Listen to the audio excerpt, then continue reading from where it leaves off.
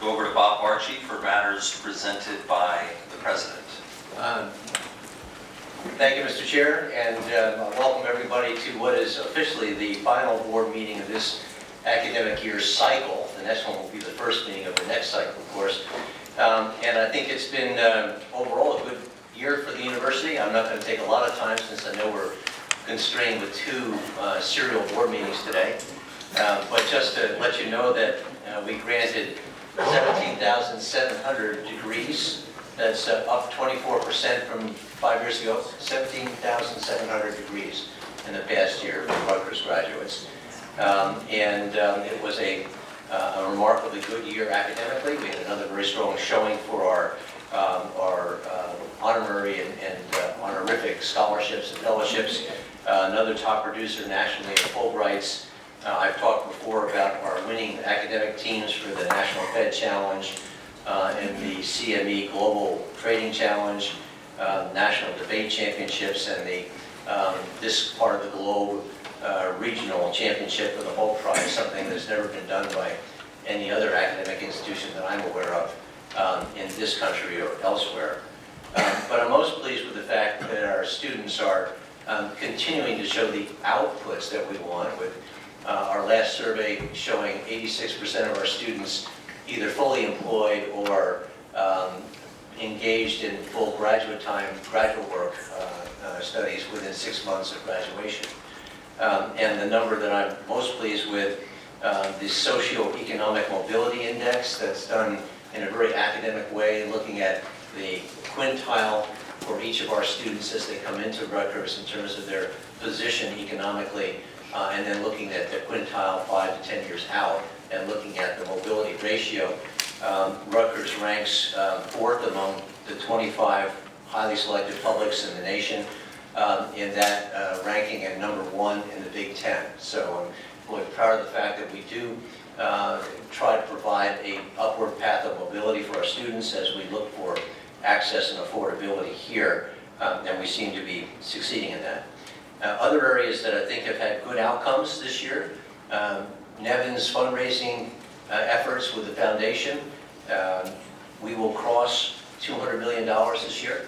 We won't give you the final number until July, but it will be in excess of $200 million. Well ahead of our target for this year.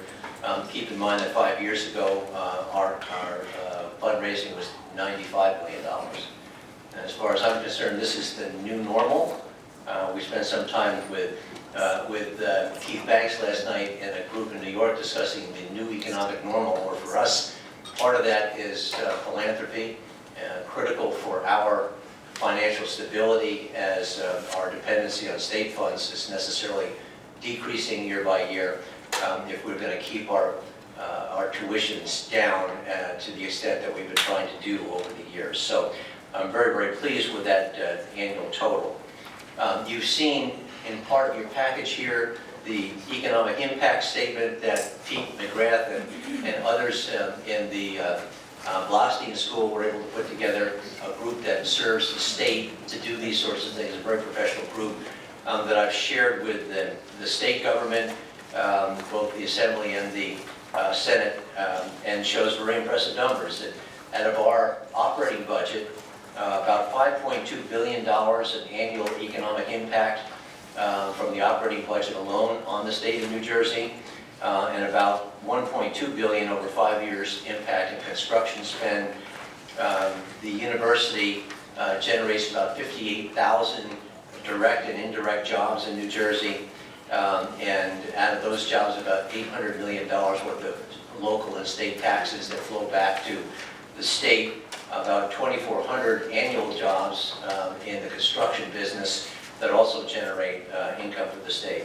And bottom line is the last page there.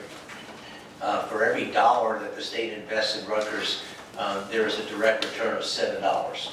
So sevenfold return on their investment. That's not talking about the return on human capital, the citizens that we train for the civil democracy, the new leaders of businesses, the intellectual property that spins out, the hundreds of new businesses that we start that are in this state. So I think it's a very powerful statement about the financial impact of the university on the state.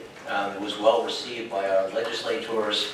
I urge you to have a look at it yourself and read it, and to share that information with others that you might have contact with in your non-Rutgers life. As you can see, we continue to change things around campus.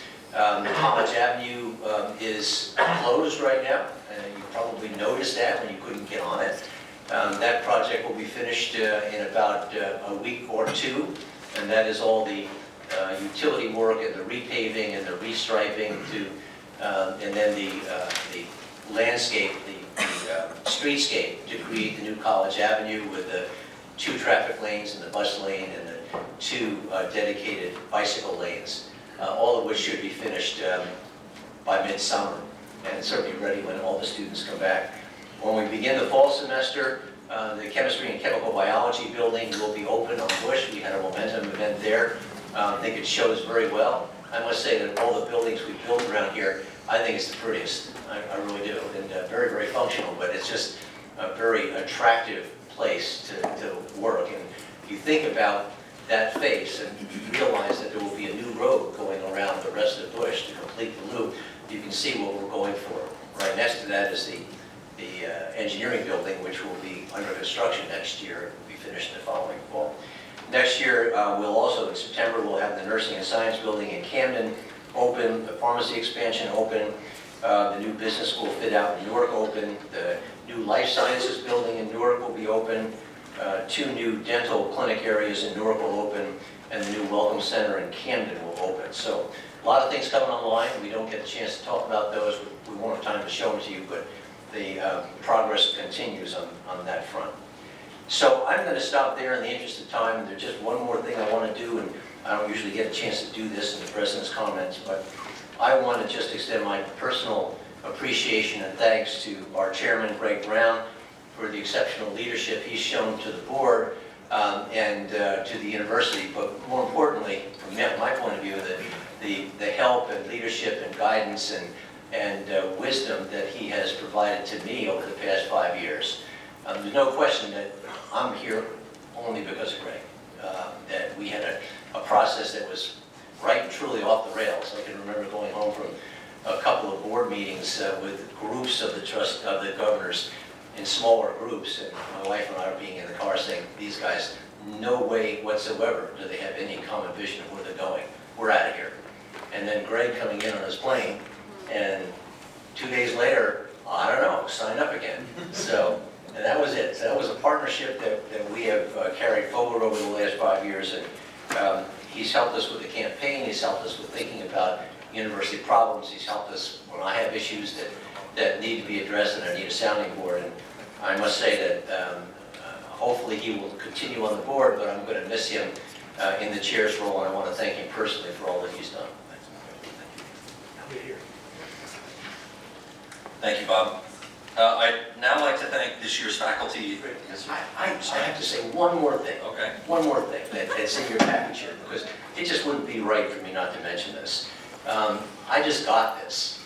This is from the New Jersey Law Journal, and every year the New Jersey Law Journal goes through a process of identifying the best of breed of a particular area, and this year the best of breed was looking at the best in-house counsel in the state of New Jersey.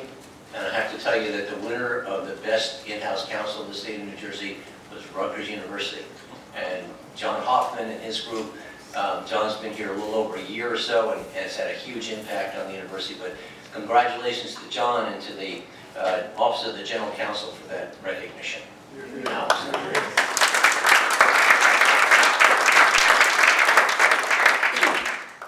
That was definitely worth the interruption.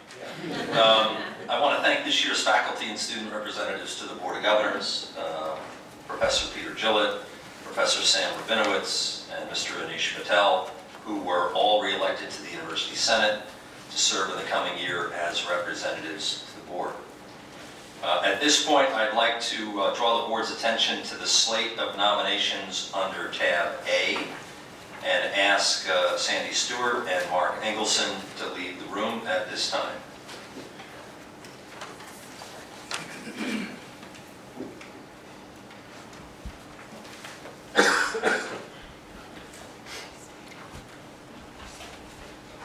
And now I'd like to call on Susan McHugh to present the nominations for officers of the Board of Governors with term July 1st, 2017 to June 30th, 2018. Susan. Thank you, Mr. Chairman. Before I start, I want to identify myself with President Barchi's remarks about you as well. You're truly, truly thoughtful and patient leadership. Thank you. And I look forward to continue working with you on the board, I hope. Thanks. It's an honor to present to the board our slate of nominees as officers for the term July 1, 2017 through June 30th, 2018. They are as follows. Chair, Sandy J. Stewart. Vice Chair, Mark A. Engelson. Secretary, Kimberly Pasta. Treasurer, J. Michael Gower. And Associate Secretary, Patrick Malillo. I so move, Mr. Chair. Any discussion? All in favor? Aye. Any opposed? Please have Sandy and Mark return. Thank you, Susan.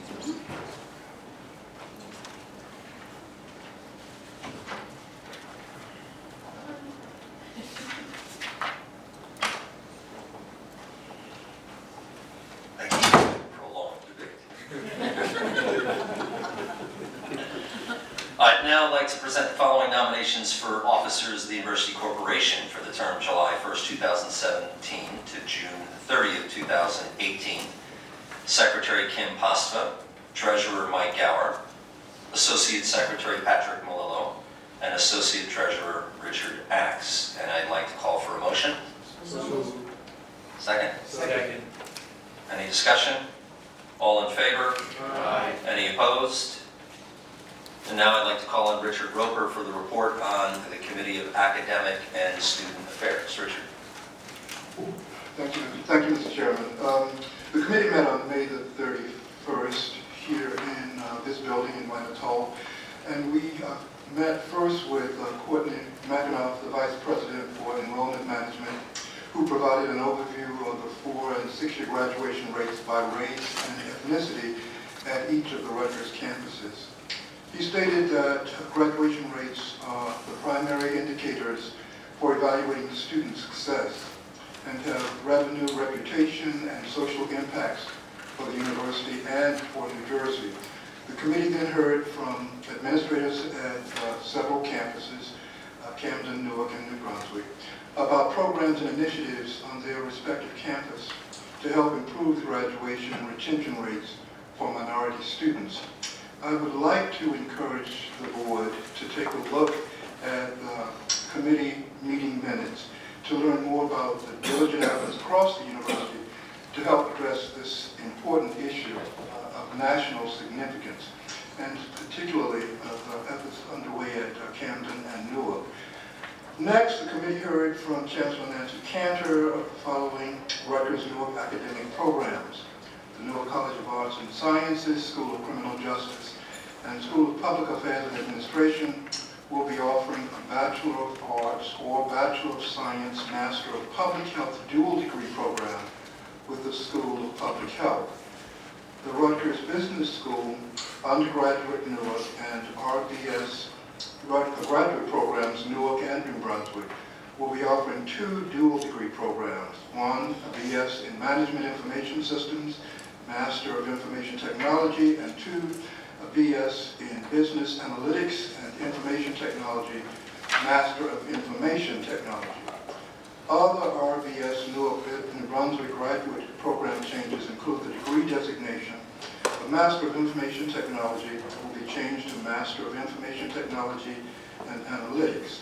Credit requirements for the Master of Business Administration degree will vary by track and concentration from 49 credits to 60 credits, and the MS in Supply Chain Management that is offered in online format will be accessible in hybrid format from the Singapore location. Continuing on academic programs, Rutgers New Brunswick Chancellor Richard Edwards reported on the degree designation change from the Master of Communication and Information Studies to Master of Communication and Media at the School of Communication and Information. He also informed the members that the Graduate School of Education will be offering 3 graduate certificate programs in the field of adult and continuing education, English as a second language and adult literacy education, higher education teaching, and human resources development. Dr. Stephen Andreasen, Chief of Staff for the Chancellor at Rutgers Biomedical and Health Sciences, reported that the hospital healthcare management informatics option within the existing MS degree program in biomedical informatics converted to full program status to MS in health informatics and information management. Further, the SHP Health Professions Education option within the MS in Health Sciences degree offering is being converted to full program status to the MS in Health Professions Education. Okay. Then Dr. Barbara Lee, Senior Vice President for Academic Affairs, presented the committee's consideration recommendations for administrative tenure appointments, faculty tenure appointments, academic promotions, and an Article 13 expedited appeal recommendation.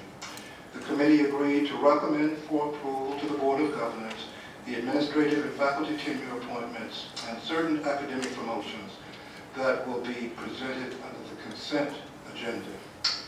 Then the committee agreed to recommend for approval to the Board of Governors the proposed resolution creating the Gloria Steinem Endowed Chair in Media, Culture, and Feminist Studies that will also be presented under the consent agenda. Next, the committee agreed to recommend for approval to the Board of Governors the following resolution, appointing Dr. James Hughes as a university professor. If I may, Mr. Chair. Please.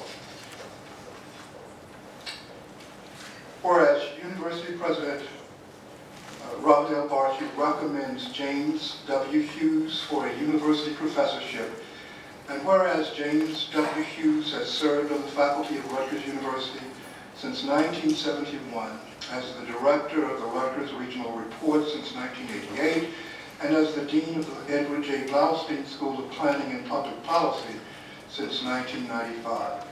And whereas Professor Hughes, a distinguished professor of urban studies, is a nationally known expert on demographics, housing, and regional economics, who has authored or co-authored 34 books and monograms and more than 150 articles, and has provided extensive budgetary and economic testimony before federal and state committees.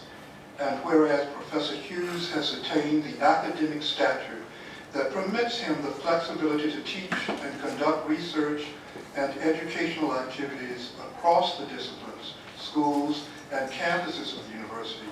And whereas on May 31, 2017, the Committee on Academic and Student Affairs of the Board of Governors endorsed the naming of James W. Hughes as university professor and recommended approval by the Board of Governors.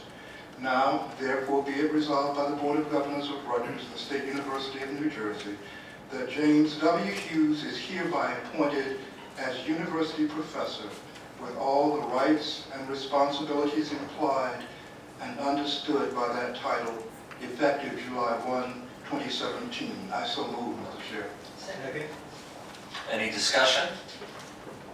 All in favor? Aye. Any opposed? Thank you, Richard. I'd now like to call on Chancellor Dick Edwards for a few brief remarks prior to Dr. Hughes being presented with the resolution. Dick. Thank you.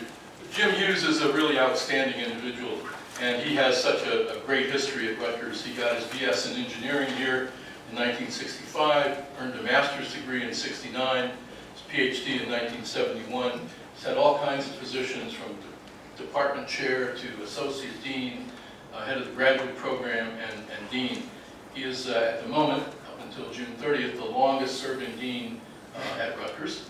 And he's also widely known throughout the state and really around the nation. He's testified on numerous occasions before various congressional committees. He is a person who frequently is asked to give speeches on labor force development, on housing, and regional economics issues, and speaks multiple times each year before business groups, before political groups, and so on. And I think it's safe to say that in some respects, Jim is perhaps one of the most visible Rutgers faculty members throughout the state, and has been for almost half a century. And he's still going strong. There's a lot more that could be said about him, but much of that is contained in the resolution. I just want to stop by saying I think it's entirely appropriate that the Jim Hughes be given the title of University Professor as he moves into this next phase of his career. And he will continue to be involved with Rutgers and will continue to be able to draw on his expertise. Thank you, Mr. Chairman. Thank you, Dick. And Dr. Hughes, I'd invite you to make a few remarks. Well, I'm really honored by becoming a university professor. In fact, I asked my wife last night, did she ever, in her wildest dreams, think I'd be named a university professor? She responded, Jim, I regret to inform you, you've never made it into my wildest dreams.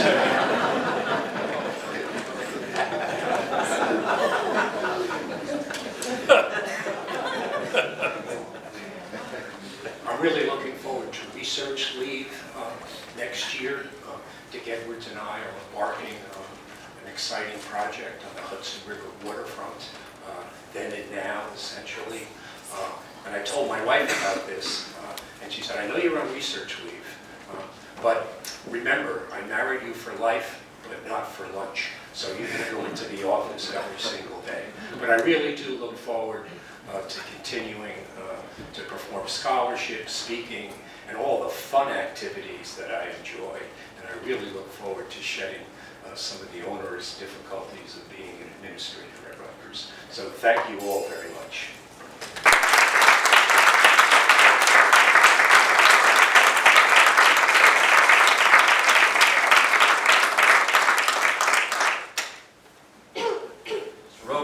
Yes, Mr. Chairman, I'd like to say that Professor Hughes is one of the only Rutgers faculty members that I've known since 1971 when he arrived here. So I was very pleased to have to be able to present that resolution. Lastly, the committee agreed to recommend for approval to the Board of Governors the resolution appointing Dr. Richard Edwards, a university professor. However, that resolution has been moved to the consent agenda, and I would instead like to read a resolution honoring Dr. Edwards. Mr. Chairman, if I may. Please. Whereas Richard L. Edwards has rendered 12 years of dedicated service to the university as both a scholar and administrator, serving as at the highest levels of the university and providing steadfast guidance and leadership during pivotal moments in the university's history. And whereas Dr. Edwards began his tenure at the university in 2005, where he served as Dean of the School of Social Work until 2011, and continued to serve in prominent leadership positions across the university, including Interim Executive Vice President for Academic Affairs, Interim President, Executive Vice President for Academic Affairs, Interim Chancellor, and Chancellor in New Brunswick. And whereas during that span, Dr. Edwards provided a steadfast foundation of support and counsel throughout a transformative period for the university that included the completion of the first $1 billion campaign in Rutgers history, the largest higher education integration in our nation's history, the passage of the Building Our Future Bond Act, which enabled the construction of major projects across the university, and the entrance of Rutgers New Brunswick into the Big Ten Athletic Conference and the Big Ten Academic Alliance. And whereas as Chancellor for Rutgers University New Brunswick, Dr. Edwards authored and implemented a comprehensive strategic plan for Rutgers University New Brunswick that improved the student experience with the creation of the Honors College and the Yard on the College Avenue campus, strengthened the student advising system, focused on the first impressions, new undergraduate and graduate student experience, as well as the transition that international and transfer students face, promoted initiatives to bolster public safety, and developed improvements that will ensure student success during and after their time at Rutgers. And whereas Dr. Edwards has propelled Rutgers New Brunswick faculty to higher levels through the Office of Faculty Development and Excellence, including the highly acclaimed Rutgers Leadership Academy, and has ensured continued achievement with recognition programs and research grants, such as the Chancellor's Professorship in Arts and Humanities, Community University Research Partnership Grant, and the Chancellor's Excellence Fund. And whereas with Dr. Edwards' vision and leadership, the Task Force on Inclusion and Diversity and the Task Force on Enslaved and Disenfranchised Populations in Rutgers history not only served to enlighten sensitive issues, but strengthened and encouraged the Rutgers community to forge ahead with a new understanding of the university's roots and the mission ahead.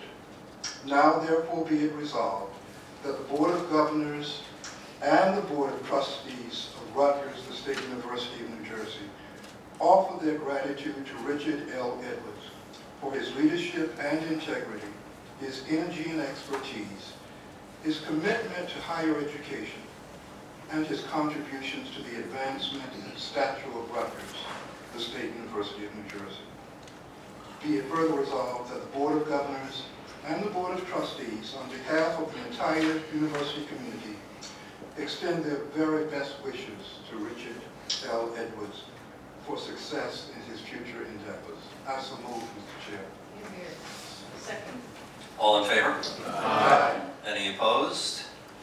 I'd now like to ask Bob Marchi to make a few remarks. Well, Mr. Roper, I can't think of anything to say after you. Everything that I thought about you already said. But let me just say personally, it has been a real pleasure to work with Dick since the day I got here, actually since even before I arrived.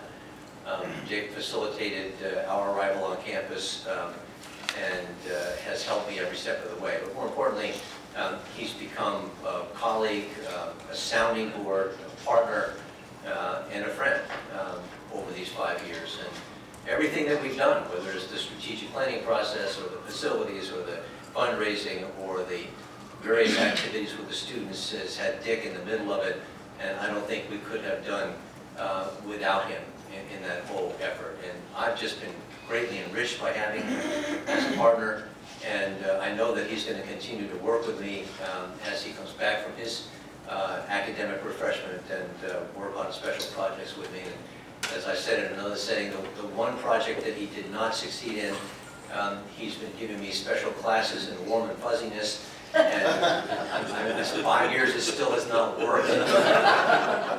but we have some more time, Dick. There's still time to go. So please, again, accept my thanks and my congratulations and the appreciation of all your colleagues on the faculty and the senior administration and the staff here for all that you've done.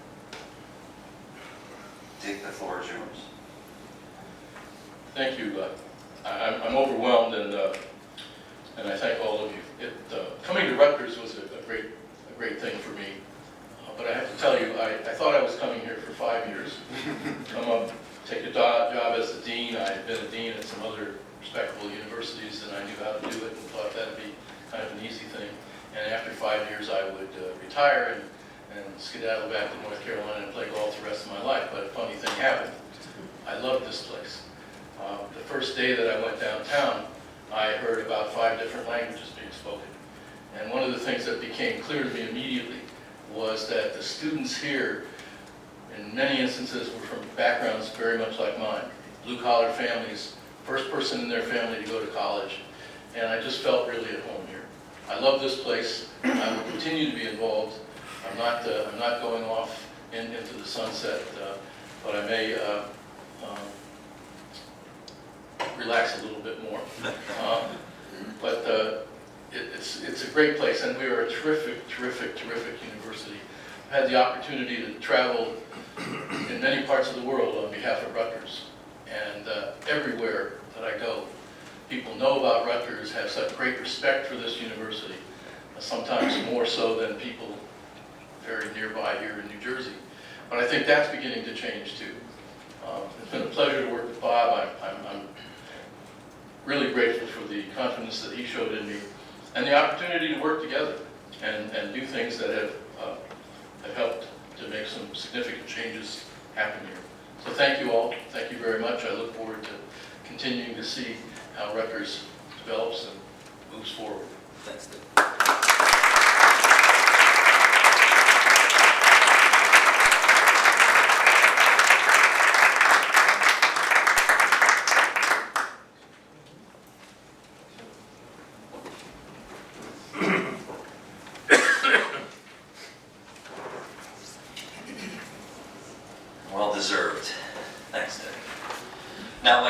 Susan McHugh for the report on the Committee for Audit. Thank you, Mr. Chairman. The Committee on Audit met on Tuesday, May 30th.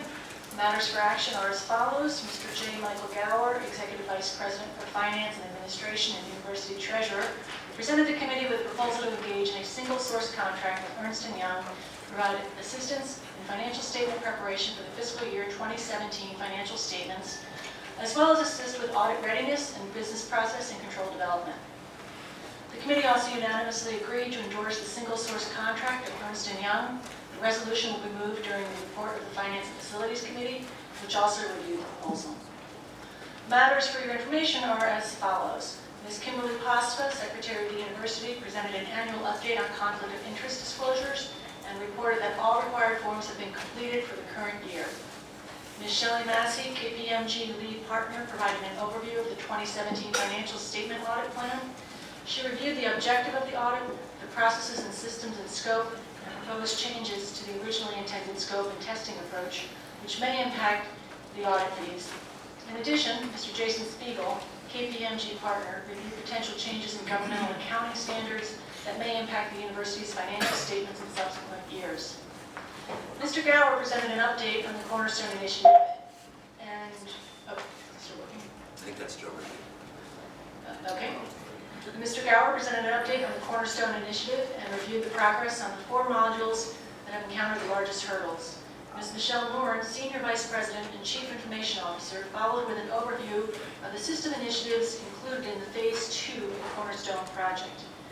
Ms. Norn then provided the committee with a cybersecurity update. She discussed the nature of and the university's response to a recent ransomware attack. Ms. Norn also provided an update on OIT's progress for minimizing phishing attacks. Mr. Tiffany Fournier, Senior Vice President and Chief Risk, Ethics and Compliance Officer, presented an update on the progress made to become certified under High Trust Framework. He highlighted the current self-assessment being done and the subsequent steps required for Rutgers to become High Trust certified. He also provided statistics on the ethics hotline activity. Ms. Ruth Stevens, Chief Audit Executive, presented 3 audit reports to the committee covering business expense reimbursements at Rutgers Business School, student course fees, and IT security and support for the payroll department. Ms. Stevens also provided an update on the department's recruiting efforts to fill vacant positions, a status update on in-progress audits, and the status of remediation efforts by management related to past audits. The committee then went into executive session, met in private with KPMG, followed by management. This concludes my report, Mr. Chairman. Thank you. Susan, thank you. And now I'd like to call on Mark Engelson for the report on the Committee on Finance and Facilities. Thanks, Susan. Thank you, Mr. Chairman. As noted in Susan's report on behalf of the Audit Committee, Mr. Gower presented for endorsement a proposed resolution to approve the single-source contract with Ernst & Young to provide one-time assistance with fiscal year 2017 financial statement preparation, audit readiness, and business process control development. The committee also provided its endorsement of the proposed resolution following on the endorsement of the Audit Committee. Therefore, I move the resolution behind tab D. Any discussion? All in favor? Any opposed? Aye. Thank you, Jim. Mr. Chairman, a few matters for information. We presented a summary of the open hearing on budget, tuition, fees, and housing and dining charges for 2017-18. Mr. Gower presented the fiscal year 17 university-wide financial results through March 31st. Ms. Detloff presented preliminary budget assumptions for fiscal year 2018. The budget will be the primary topic of the July meeting of our committee and then of the board, as you know. Executive Vice President Calcato gave an overview of the capital planning process and progress to date, including a review of the priorities at each of the campuses. Mr. Richard Axe presented an overview of the university's debt, planned retirement of debt, and debt capacity over the next several years. He noted that the planned retirement of approximately $300 million of debt over the next 5 years should provide the debt capacity for board-approved capital project expenditures of approximately $713 million during that time. The balance of funds coming from previous bonding, state bond funds, gifts, and other university resources. Executive Vice President Gower provided an update on Phase 1 of the Administrative Information Systems projects, and Ms. Noren gave an overview of Phase 2 projects. Dr. Barchi and Mr. Gower reviewed with the committee the university's fiscal year 2017 third quarter operational metrics. That concludes my report, Mr. Chairman. Thank you very much. Thank you, Mark. Now I'd like to call on Dr. Dorothy Cantor for the Committee on Health Affairs. Thank you, Mr. Chairman. The committee met in person on May 4th and by teleconference on June 7th. At the May 4th meeting, Dr. Frank Ganazzi, President and Chief Executive Officer of University Behavioral Health and University Correctional Health Care, cited two matters that required the committee's endorsement to move forward and for the Board of Governors' approval. Those are first the minutes of the UBHC Executive Committee meeting of February 21 and March 21, 2017, and secondly, the UBHC staff appointments, reappointments, and clinical privileges of April 18, 2017. These two matters were indeed endorsed by the committee and will be moved under the consent agenda. Dr. Ganazzi then presented an overview of UBHC and detailed the issues UBHC faces, its structure, its interaction with Rutgers and Rutgers Health Group, and the road ahead.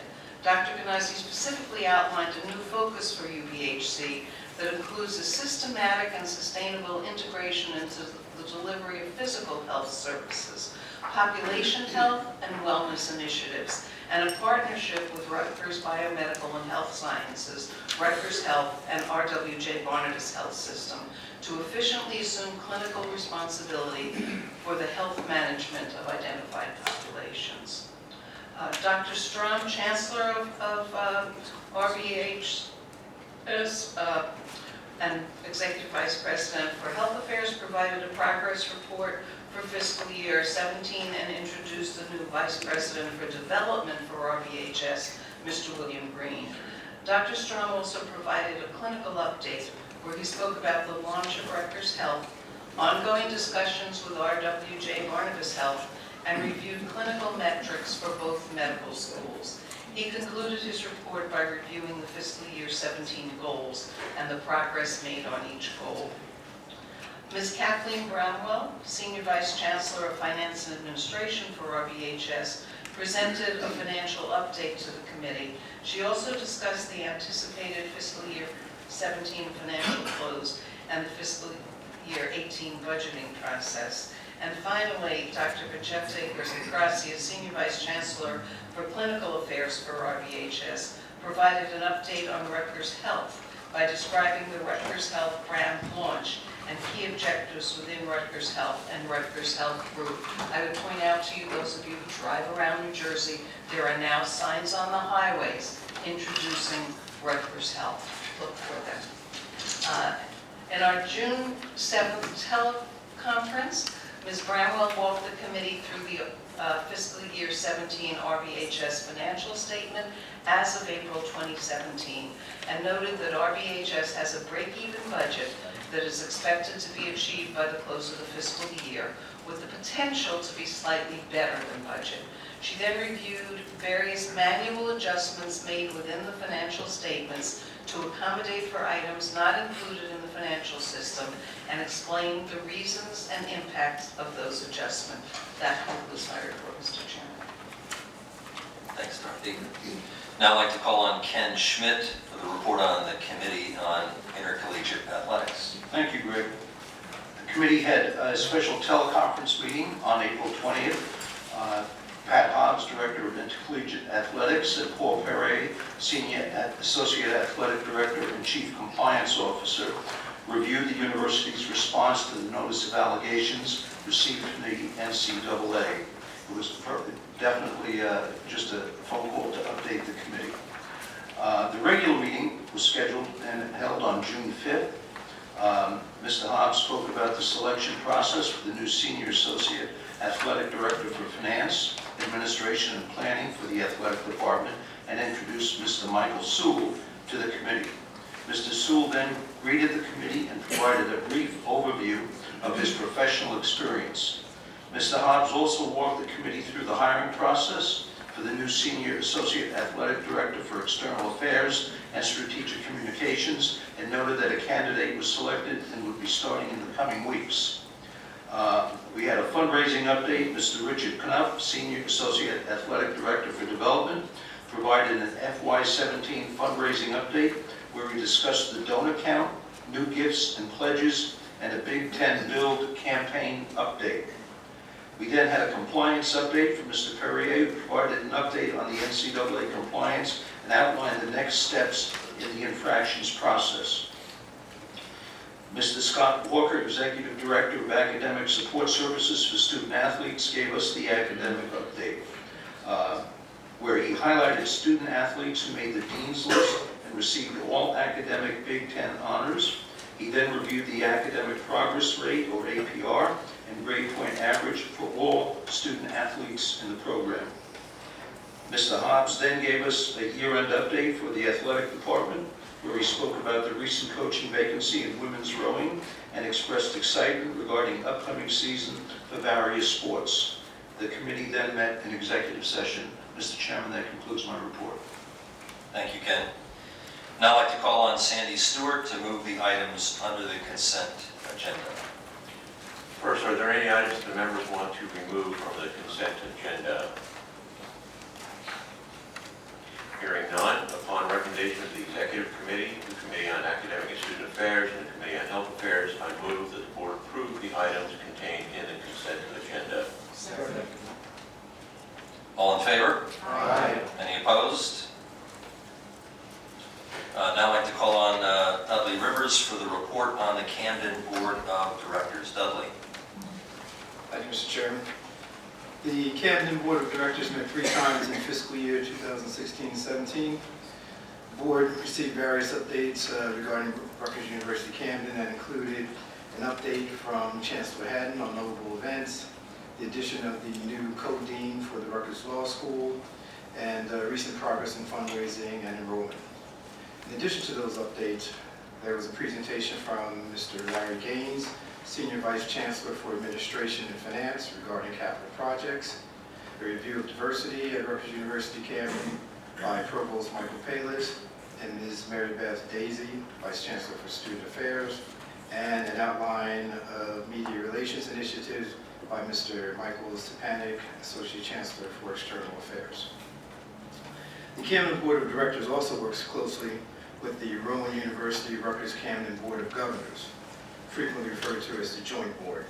Some projects of the Joint Board leading to the creation of an Eds and Meds corridor in Camden are Phase 1, the Joint Health Sciences Center, is a $70 million, 95,000 square foot collaborative between Rutgers University Camden, Rowan University, Camden County College, and the Joint Board.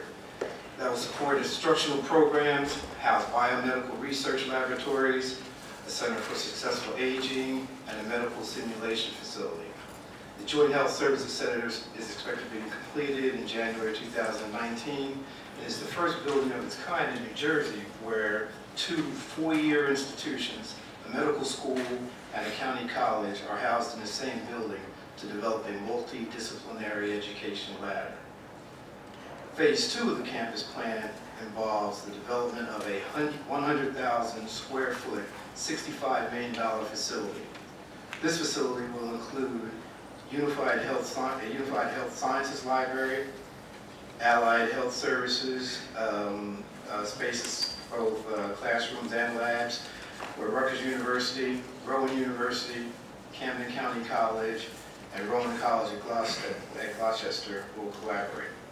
It will also accommodate a research incubator, healthcare-related retail space, office spaces, and research space to advance privately funded research. For the Rutgers Camden campus specifically, the Rutgers Camden Business School project is the highest priority.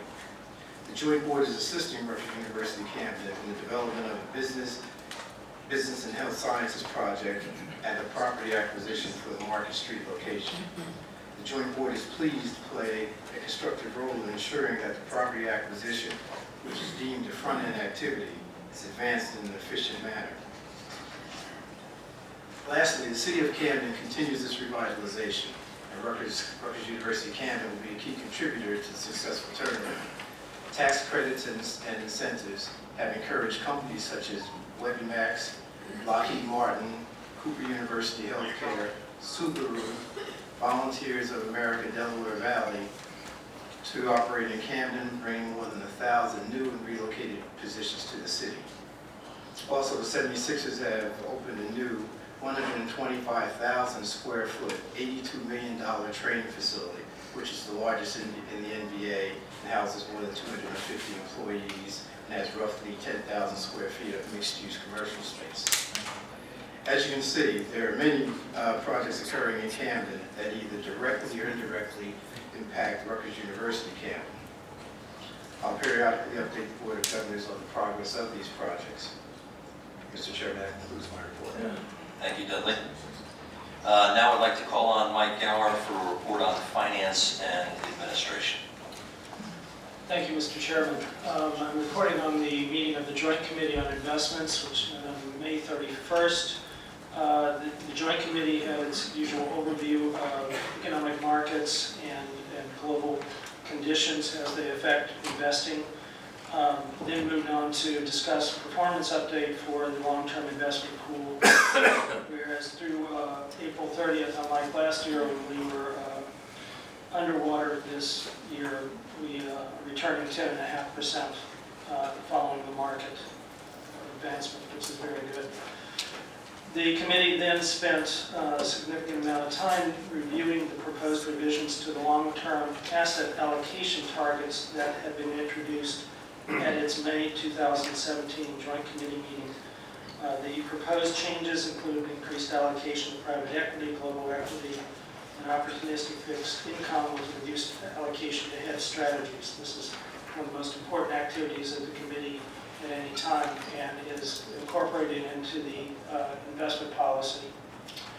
After some manager recommendations, the committee then looked to the investment policy revisions that were just approved in the consent agenda.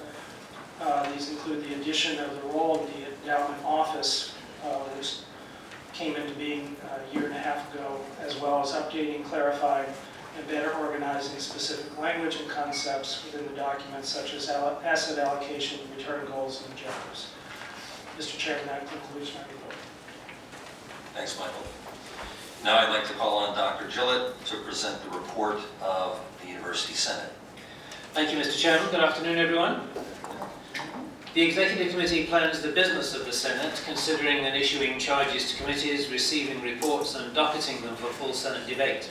The Executive Committee has met twice since the last Board of Governors meeting. On April the 7th, we met as usual in New Brunswick.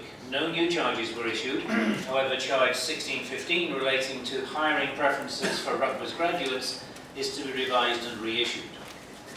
On June the 2nd, the Executive Committee met in New Brunswick. A new ad hoc committee was formed to study the sale of alcohol in stadiums, and one new charge was issued relating to stipend or course release payment for PTL senators.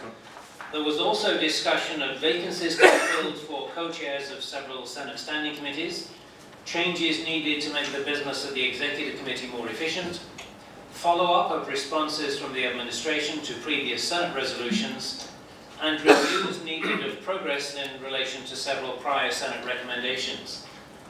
To be frank, that's what the agenda item said. One suspects, of course, that the reviews are needed more because of lack of progress than because of excess of it. A report on charge 1509 on the default 16-year academic calendar will be docketed for the Senate in September.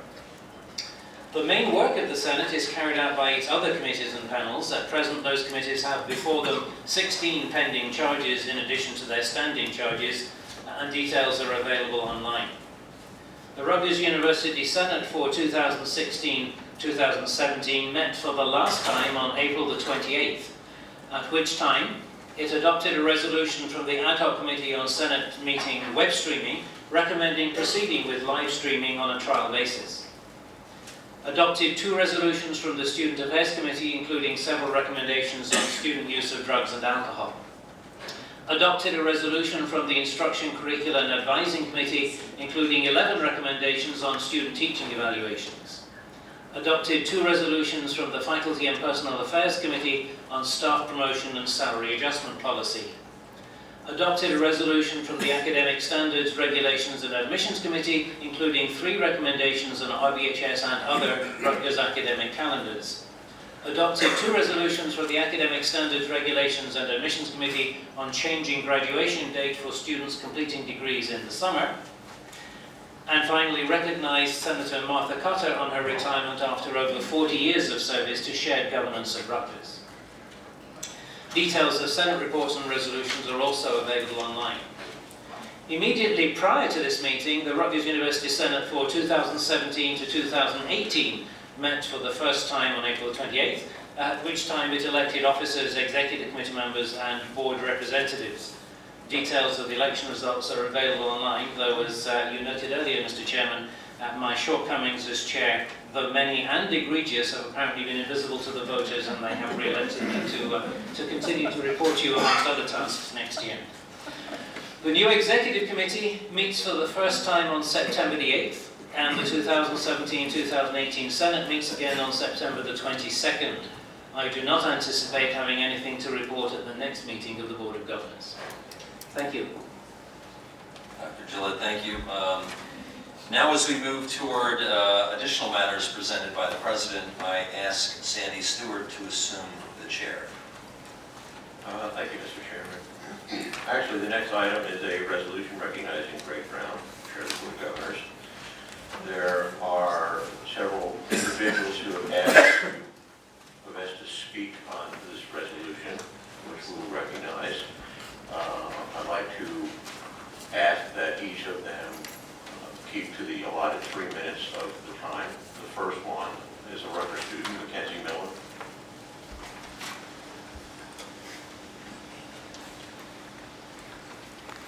How are you all today? My name is Mac Miller. I'm a Rutgers senior studying political science and journalism and media studies. It was noticed that Greg Brown is on the Roundtable Committee of Immigration, and I wanted to speak on that because this past year, 2 really historic and monumentous marches happened.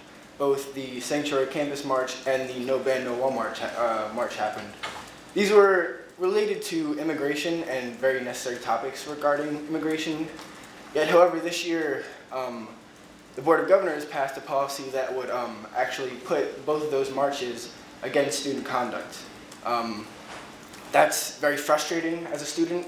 It's very frustrating as someone who cares about immigration.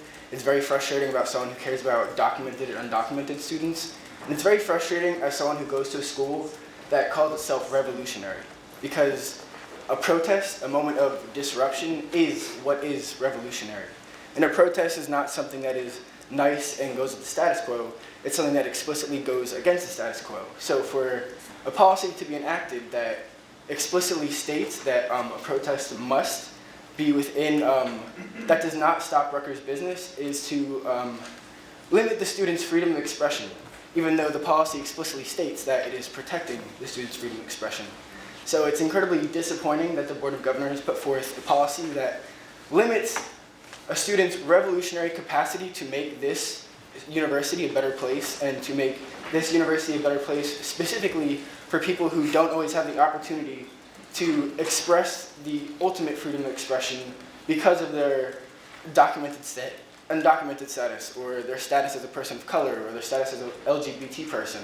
And oftentimes the only reason we are protesting is because there's no other way for us to express our freedom of expression. So I really kindly ask all of you to reconsider this really horrendous and disgusting policy that was put forth, and to put forth one that celebrates protest and engages in the understanding that protest is meant to disrupt. So I come here to say I'm very disappointed in the Board of Governors, and I would ask that this policy be rescinded, especially since President Barchi did speak at one of the 2 most monumentous and historic marches that would now be considered against student conduct and policy. So I ask that you guys rescind this policy and recognize that it's incredibly anti-revolutionary and against free speech. So thank you.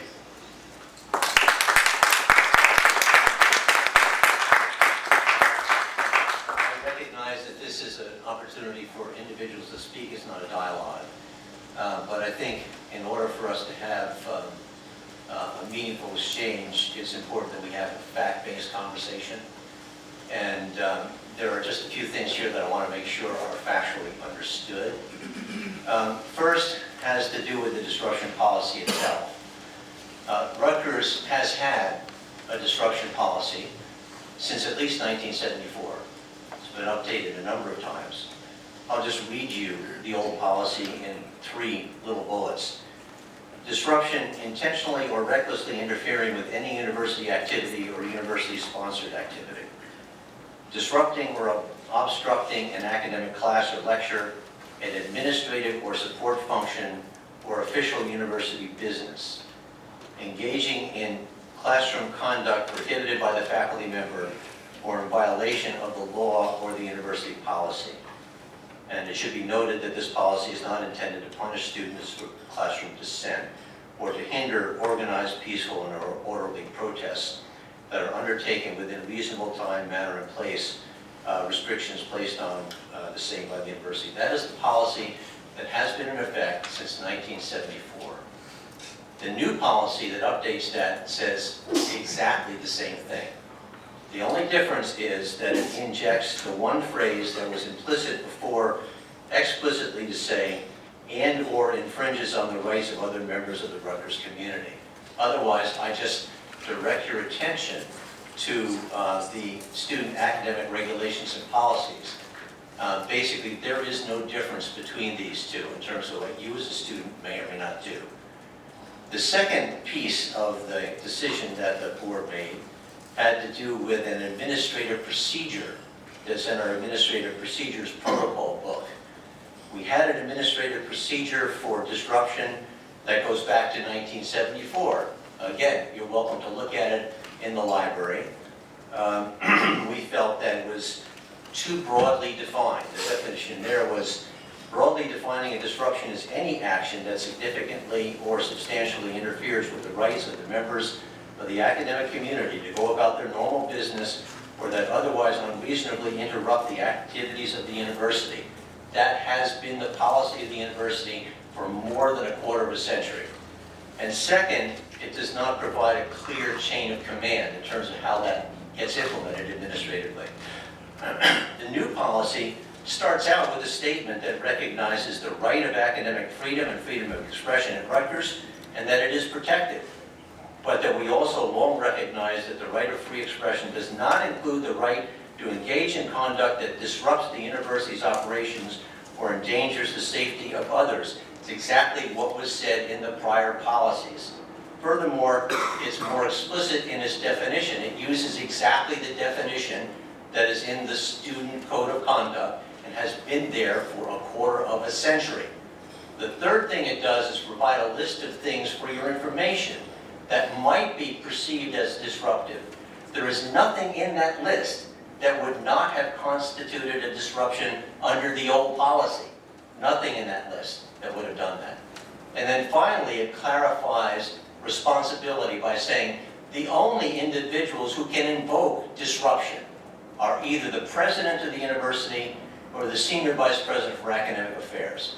So that puts it at a very, very high bar indeed. That's the fact, right, compared to what might have been said. And let me just point out that I have been a participant in many of these events. I've encouraged them, I've helped to make them safe. Your university and your student affairs people have helped to work with you and the city to make sure nobody gets hurt, to make sure the traffic is controlled. We will continue to do that. We have no intention of changing that. In fact, this policy was enacted, the new policy, shall we say, which is just the same old one with a little bit of wording change, on April 6th. And on April 11th, the students held a vigil at Broward in honor of victims of the attacks in Syria. On April 19th, we had a major Take Back the Night rally with students marching down George Street from Douglas, to Voorhees Mall. And on May 1st, we had a rally at Voorhees Mall for May Day and in support of our student Karamar Anuchar, all of which were completely unchanged by the fact that this policy was adopted by the board. So I just have to take issue with the facts. Everybody's entitled to their opinions and their statements, but the facts are, as I've stated them, they're there for you to read. It doesn't change my approach to this at all. Thank you. All right, the next speaker signed up is Karamar Andujar.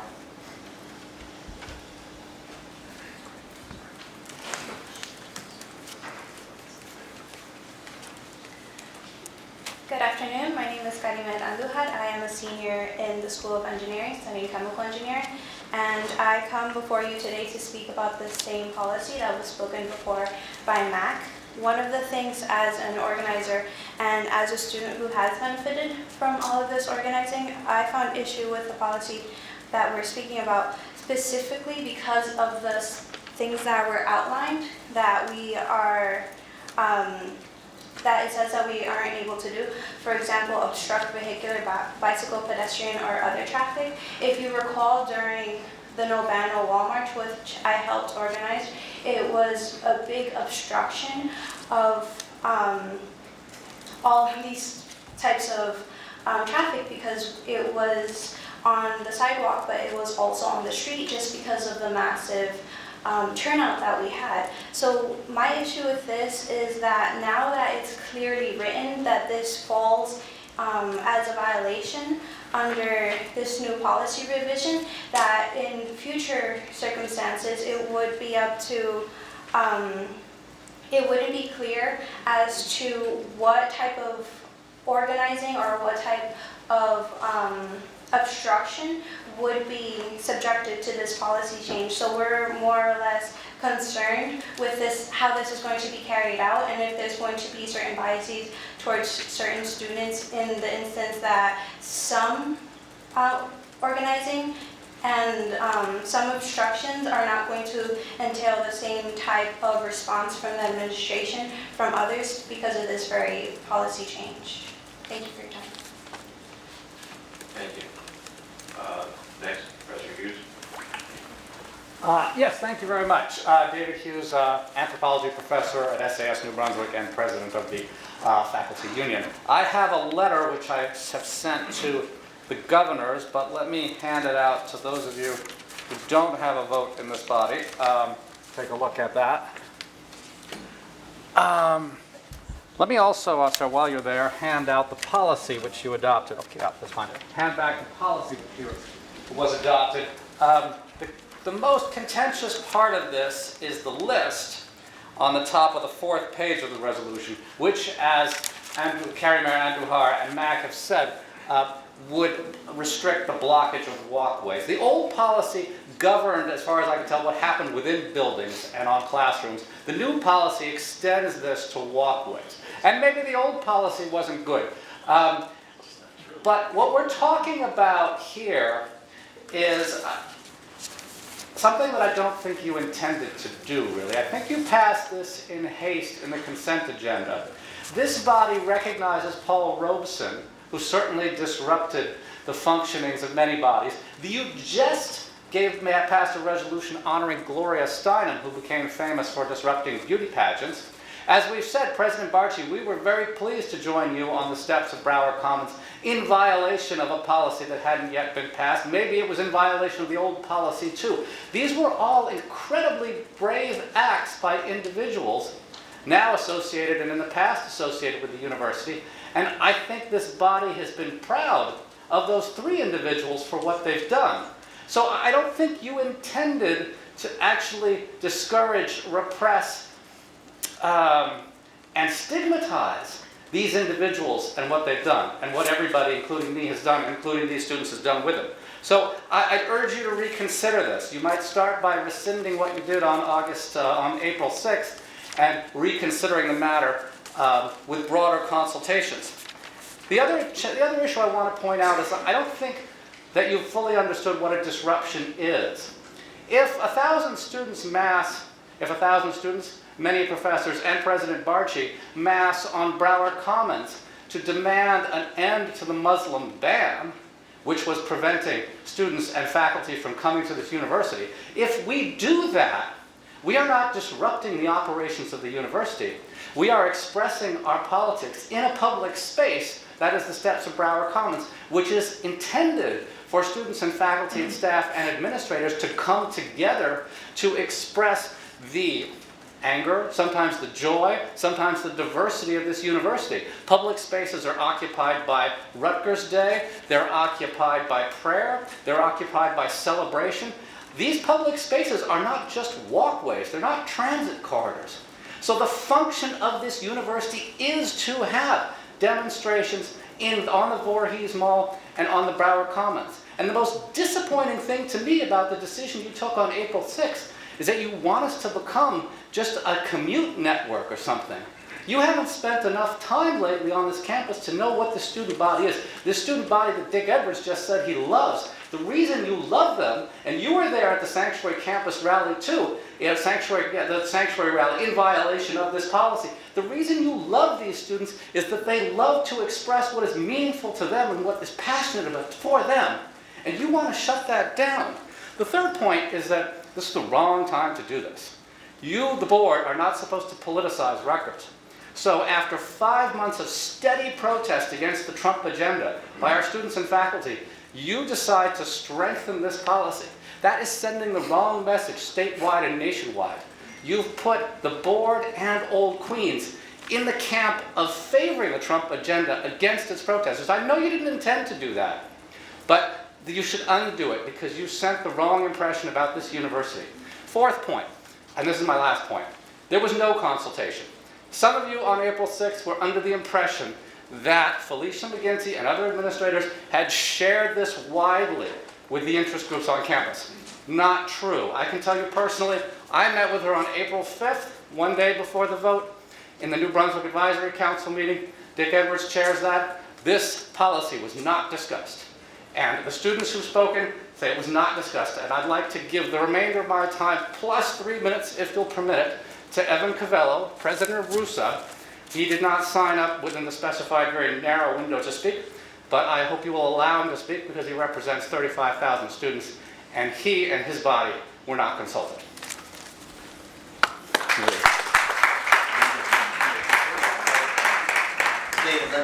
David, let's just try to keep fact-based stuff in here. Again, there's nothing on that list that would not have been considered disruptive policy, disruptive activity under the past policy. Nothing at all. Nor, by the way, did we take any action in regard to it, obviously. So you're not implementing it. That's great. It is a policy that I have the power to call if I think there is risk involved, there is something going on that I have to invoke it. And only I can do that, or Barbara Lee. It doesn't mean that you can never do those things or I'm going to invoke the policy and somehow report everybody. That's silly. That's just silly. We respect disagreement.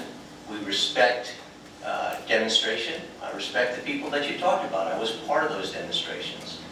And we actually provided at that demonstration the necessary security to ensure that the rest of the community could go about its business without being obstructed or interfered with. We will continue to do that. Now, you and I go back to times where Gloria Steinem and others were involved in civil disobedience, as we were with Martin Luther King and the activities of the civil rights area. That was civil disobedience because there was disobedience of an existing law to bring attention to something that needed to change. They weren't doing it because there was no law. So we just need to be careful about what we're saying that you're imputing to us. And in terms of the consultation, I just want to bring your attention to the fact that this change was brought to the Committee on Academic and Student Affairs for a thorough discussion prior to it being brought to the Board of Governors. And that committee includes 4 faculty members, one of whom happens to be Peter Gillett, who's the chair of the University Senate. And it also includes 4 students, one of whom happens to be Anish Patel, who's a member of RUSA. So there was plenty of opportunity for our constituents at every level to know about this and to have input through their shared governance mechanism to what was being discussed. I'm sorry we didn't reach out to you personally, David. I I do admit we didn't do that. Mr. Chairman, if I may, responding on behalf of the Senate, as it were, it is true that I and my colleagues sit on that committee. This particular committee meeting, unfortunately, was held on a Wednesday. It has to be held on Sunday. It happened to be a Wednesday, and that's a day when both Professor Rabinovitz and I have teaching duties assigned to us that took precedence over that meeting, and we weren't able to attend that meeting.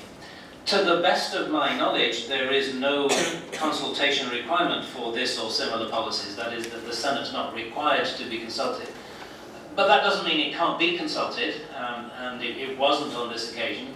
I don't know what contribution we might have made if we had been, but since you raised the issue of the Senate, I wanted to put on record the fact that the Senate was not formally notified of this before or after it happened, and has not had an opportunity to consider it. This is highly irregular, but I'm going to ask you to just give me a yes or no answer there.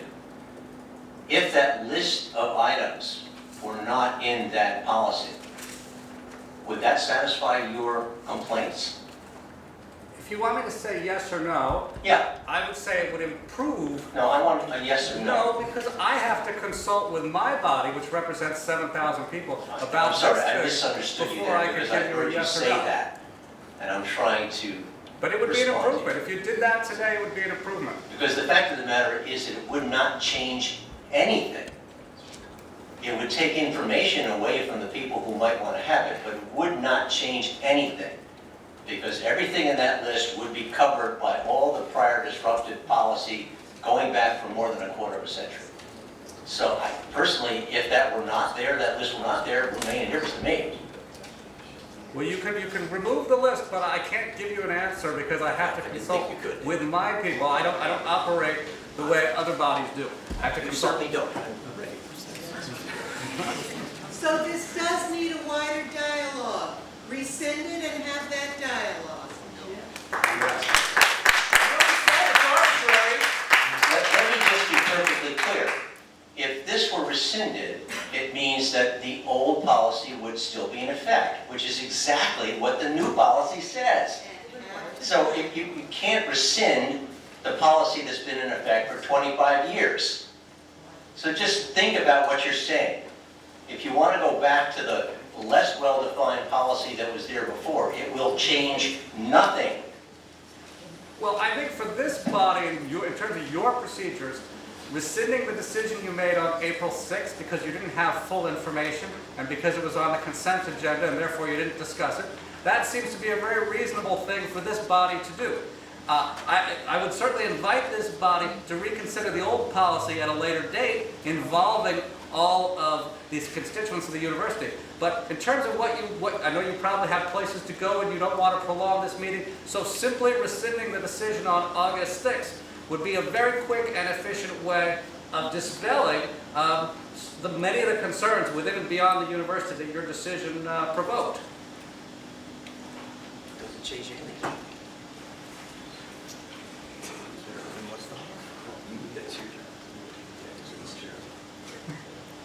We'll take it into consideration. One last speaker, Professor Scott. Thank you so much for the opportunity to speak. I'm Rob Scott. I study human evolution. So I guess I share with President Barchi a real appreciation for the facts, which is something that we engage in here at the university. So I'm glad we've turned to the facts. Originally, I was just going to speak, in favor of the disruptors, but the policy says they shall not obstruct vehicular, bicycle, pedestrian, or other traffic, obstruct entrances or exits to buildings or driveways. So I guess what I have to do is I have to plead guilty. I was at the protests. I obstructed vehicular traffic along with thousands of others. So what the fact is that the policy explicitly, clearly bars a certain kind of protest. And it bars it at a political moment when there's been a lot of protest, when people are moved to speak up. So as a university, which is supposed to be a beacon for the free exchange of ideas, a place where we can safely and civilly exchange those and express ourselves, it's a very, very poor move to create a new policy that is more specific and represses things. The other thing is, when we talk about facts, we also should be critical. So if the new policy is really no different, exactly the same as the old policy, trust you, believe you, then why do we have a new policy? Why bother if it's exactly the same? So I would just ask, very simple thing, rescind the policy. Begin a very open, exemplary, good faith effort to reconsider all the provisions of the old policy, to make Rutgers more revolutionary, to make Rutgers better, to make Rutgers more a beacon of a place where we can all freely exchange ideas. Make it a place where the disruptors can get up and speak. I'm a teacher in class. One of the most profound privileges I get to experience is when my students challenge me and when they make me think differently about things. So I would ask you all to reflect on your position on this august body, all the power that you hold to make policies about when and where people can say things, and let yourself be challenged, rescind the policy, and begin a new dialogue and make something better. Thank you very much.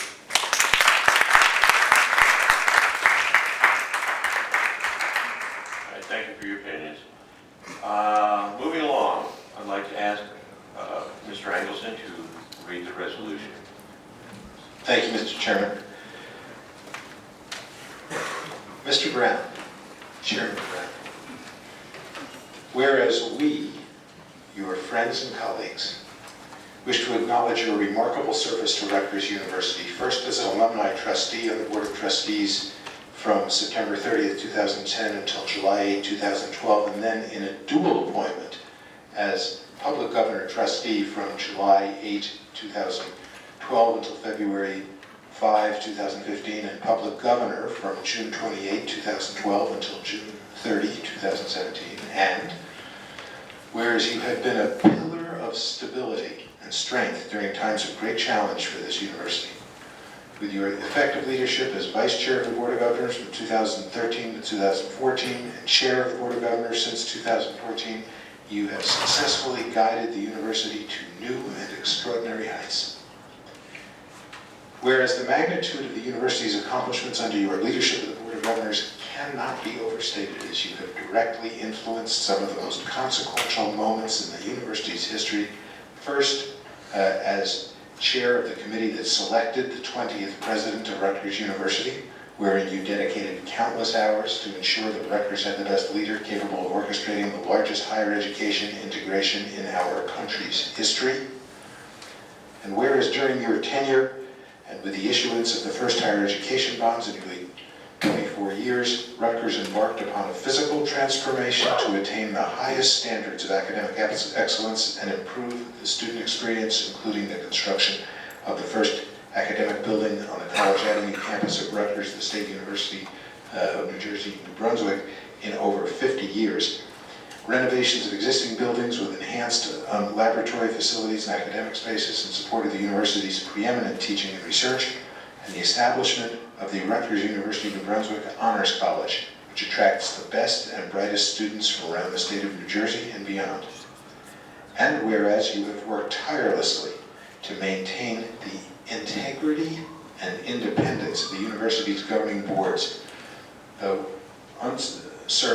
through uncertain and in some cases contentious economic and political times, deftly negotiating revisions to the Rutgers Act of 1956 to ensure the fabric and values of the university remain intact while simultaneously improving the efficiency and effectiveness of the governing boards. And whereas you have been a stabilizing force for Rutgers University New Brunswick athletic program as you oversaw the university's entrance into the Big Ten Athletic Conference and were essential to the appointment of the current athletic director for Rutgers University of Brunswick, who is in the final stages of a $100 million fundraising campaign and in the initial construction stages of a new state-of-the-art multi-sport practice facility that will allow our student athletes to compete at the very highest levels. And whereas Rutgers University is extremely grateful for your philanthropic contributions, including your service as co-chair and MC to kick off the university's first ever $1 billion fundraising campaign, as well as your generous financial support personally for the Brown Football Recruiting Pavilion and Welcome Center, and the Henry and Anna Starr Endowed Fellowship, and the Big Ten Build Fund, and whereas you have brought an extraordinary amount of pride to your alma mater, as you were fundamental to the Rutgers 250th anniversary celebration, most notably through your personal invitation to the President of the United States and his subsequent address to the university's 250th graduating class. The first and only time a sitting United States President delivered a commencement address at Rutgers University. And whereas your tireless commitment and boundless dedication to your alma mater is undeniable, and in some instances unprecedented, as you are the only person in the history of the university to become a member of the Hall of Distinguished Alumni, a loyal son of the Rutgers Alumni Association, serve as commencement speaker and receive an honorary doctorate of humane letters, and serve as a member of the Board of Trustees, the Board of Overseers, and as chair of the Board of Governors. Now, therefore, Mr. Chairman, friend Greg, be it resolved that the members of the Board of Governors of Rutgers, the State University of New Jersey, express our deepest gratitude and heartfelt thanks to Greg Brown for his distinguished service to the university as chair of the Board of Governors, and look forward to continuing to serve alongside him in the future. Thank you, Mr. Chairman. Can I get a motion, please? So moved. Second? Second. Any discussion? All in favor? Aye.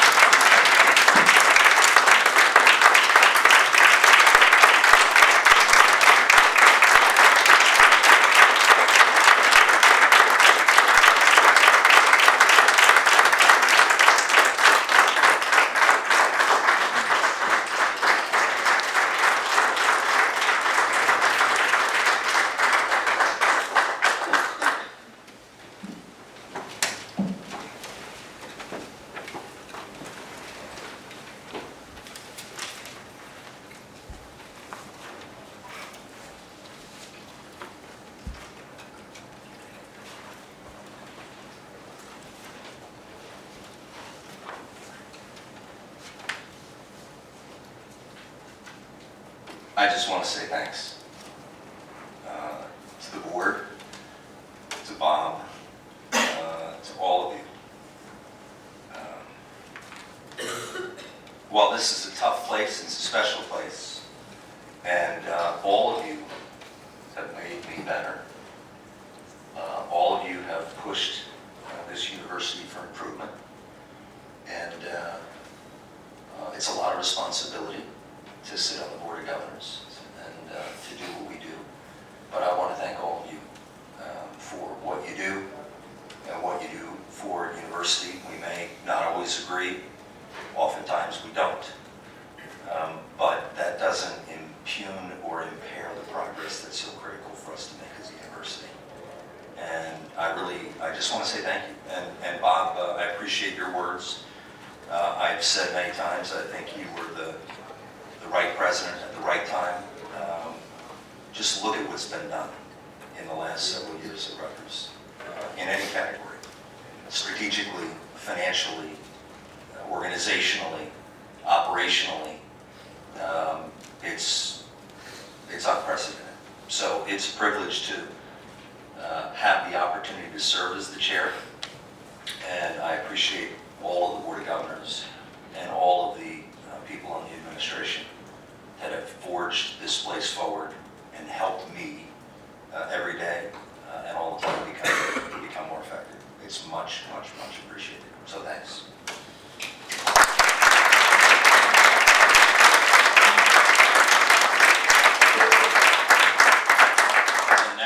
ask if there's any old business, or if there's any new business. Mr. Chairman, since you started a discussion on the issue of disruption of the policy, I would like to clarify what it is that we're going to do with that, because you started a discussion. So, and the new chairman or the vice chairman said that there's going to be a reconsideration. I just want a clarification how we're going to deal with that.